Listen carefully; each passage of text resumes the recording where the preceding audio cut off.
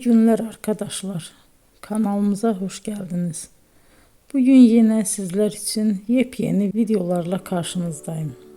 İki başarılı oyuncularımız Elçin Sangu ve Barış Ardus'tan güzel paylaşımlarını sizler için hazırladık. Elçin Sangu, Sevdim Alabora, Yalancı ve Mumları, Kiralık Aşk, İyi Günde Kötü Günde bu dizilerde rol almış ve herkes tarafından çok beğenilmiştir. Biz de Elçin Sangu ve Barış Ardus'tan en güzel sempatik fotolarını sizler için hazırladık.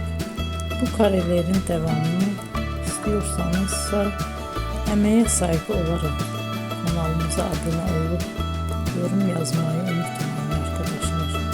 Teşekkür ederim.